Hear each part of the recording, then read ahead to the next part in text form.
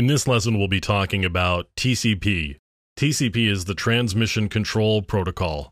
It's part of the TCP/IP suite of protocols, and it's a transport protocol. That means that it sits above IP, or the Internet Protocol, on the OSI model. IP, as you may know, is at the network layer, and the transport protocols sit on top of the network layer. Like UDP, TCP uses ports to differentiate networked applications. Unlike UDP, however, TCP is connection-oriented. TCP uses a three-way handshake in order to establish a connection between a sender and a recipient. In part, this connection establishment ensures reliability, and it does that by making sure that the two parties can hear each other and that they're talking the same language. In the real world, that might look something like two people meeting in a street, and the first person says hi, and the second person says, "Hi, how are you?" And the first person replies with, "I'm great." So what you get there is the first person saying something, the second person hearing that and acknowledging it with a response. The first person then knows that what they originally said was heard, understood, and received a reply. So the three-way handshake in TCP looks like this. And I've got a Wireshark capture up of some traffic that was on my network earlier. Right here I've got a SYN message, which is the original hi. So that's the opening of the three-way handshake. We send a synchronized message. And if I look down here in the flags for the TCP header, I see that the SYN flag is set. In order to ensure that the SYN message was heard, the second party sends back a SYN ACK, or a synchronized acknowledgement. So if I go to that message in my Wireshark capture, I see that the flags ACK and SYN, or acknowledgement and SYN, are both set here. So that's the "Hi, how are you?" Now we just need to make sure that we get a message back from the recipient back to the original sender, and that's this message here. That's the ACK, or the acknowledgement. So no other flags, just the acknowledgement flag. So with that ACK message, we know that the first person or computer can send a message to the second computer. The second computer can receive that message and reply to it, and the first computer can receive and understand that reply. And because of that, they know that there's a reliable connection between them, and so we have a full connection up.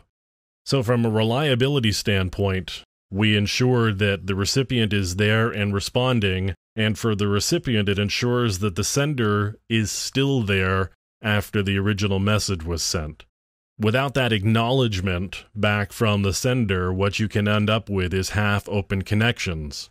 You'll hear these mentioned sometimes. They're called SYN floods, and what happens is you can send a SYN message, and the receiving computer will open up a piece of memory called a buffer in order to hold open that half-open connection, waiting for the three-way handshake to complete, at which point it has a full connection. Now, for every computer, there is a limited number of connections that it can handle at any given point, memory not being an unlimited quantity. So if I keep sending a lot of SYN messages and never finish the three-way connection, I can start filling up the buffers on the receiving computer, and that's exactly what happens with a SYN flood, is the buffers in the kernel space memory begin to fill up, and it no longer has the ability to receive legitimate messages. So this is one of the downsides of having a reliable connection. You have to go through this three-way handshake, and because of that, you end up with the possibility of a denial of service where your memory buffers are exhausted by somebody sending a whole lot of synchronized messages or SYN messages. So let's take a look at some of the other headers that come along with TCP, and since we've got the flags section open here, let's just look at the flags. We've got an echo flag, an urgent flag, acknowledgement, push, reset, SYN, and FIN. For the most part, the ones that you're going to see used are the acknowledgement, the reset, the SYN, and the FIN. And we've looked at the acknowledgement and the SYN. The reset is used to reset a connection. So, for example, if I were to send a SYN message to port 83 and port 83 wasn't open, the receiving computer would send back a reset to me to indicate that port 83 was not open.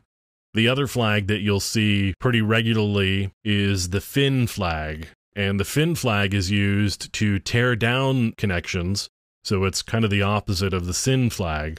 Now, unlike the three-way handshake that's used to set up a connection, a teardown is actually 4 messages.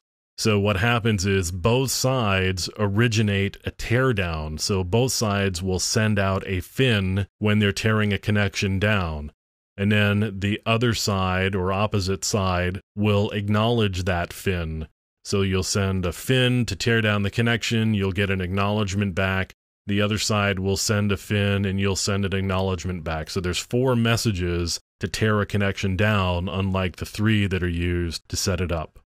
So some of the other headers that we've got with TCP, you see the source port and the destination port, obviously. Again, we use ports to differentiate networked applications. So once you've got to the computer, which is the IP address, you need another address to differentiate which application you're talking to, and that's done using ports.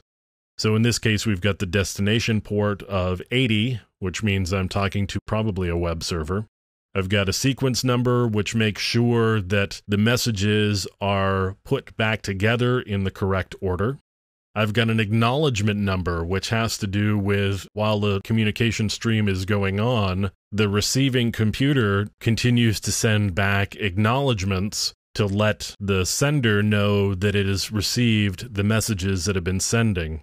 And it does that to make sure that we continue to have a reliable connection. In other words, the messages that are being sent continue to be received. So we have to keep sending acknowledgement back. We have a window size value, which again goes back to that reliable transmission. The window size has to do with the number of bytes that I can send before I have to wait for an acknowledgement to be received. We have a checksum, which ensures that the message that is sent is actually the one that's received. In other words, it hasn't been altered in any way in transmission. And then we've got a set of options flags, which include a timestamp value. And the timestamp value can be used for a handful of things, which we'll get into in another lesson. But that's a quick overview of TCP and the headers and the various ways that TCP works.